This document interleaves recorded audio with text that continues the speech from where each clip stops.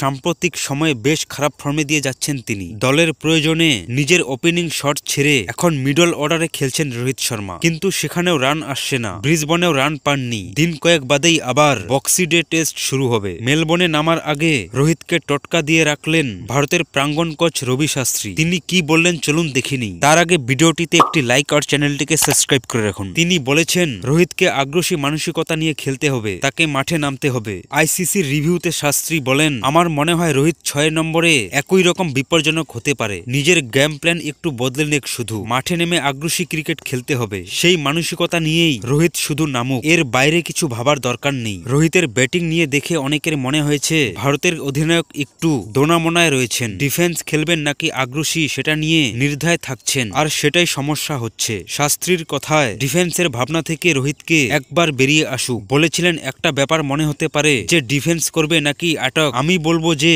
ওসব ডিফেন্স ভাবনা রোহিত শর্মা ছেড়ে দিক, শুধু আগ্রাসী ক্রিকেট খেলুক। ও বলের নেত অনেক আগে থেকেই বুঝে নিতে পারে অ্যাটাকিং ক্রিকেট খেললে বিপক্ষকে চাপে ফেলে দিতে পারে। রোহিত শুরুর এই সময়তে আউট হয়ে যাচ্ছে, তাহলে কেন নিজের স্বাভাবিক খেলাটা খেলবে না? আমি রোহিতকে বলবো মাঠে যাও আর বিপক্ষকে অ্যাটাক করো, সেটাই সেরা উপায় হবে। আমার মনে হয় রোহিত রানে ফেরার জন্য এটাই সঠিক উপায়। আর শুধু রোহিত নয়, ভারতের জয়ের ক্ষেত্রে এটা প্রচন্ড গুরুত্বপূর্ণ হবে, কারণ রোহিত যে জায়গায় ব্যাট করতে নামছে সেটা ভীষণ গুরুত্বপূর্ণ। ব্রিসবেনে টেস্টের আগে রোহিতকে ওপেনে ফেরার পরামর্শ দিয়েছিলেন শাস্ত্রী, কিন্তু রোহিত 6 নম্বরে ব্যাট করতে এসেছিল। একটা ব্যাপার পরিষ্কার, মেলবোর্নেও রোহিত একই জায়গায় ব্যাট করবেন। শাস্ত্রীও চাইছেন না ভারতীয় টিম ম্যানেজমেন্ট ব্যাটিং অর্ডারে কোনো দল বদল আনুক। আসলে লোকেশ রাহুল যেভাবে ব্যাটিং করছেন সেটা টিমকে যথেষ্ট ভরসা দিচ্ছে। শাস্ত্রী বলেছেন রাহুল দুরন্ত ব্যাটিং করছে, দারুণ ভাবে বল ছাড়ছে, সময় নিয়ে ব্যাটিং করছে, যেভাবে কয়েকটা কভার ড্রাইভ মারছে সেটা দুর্দান্ত।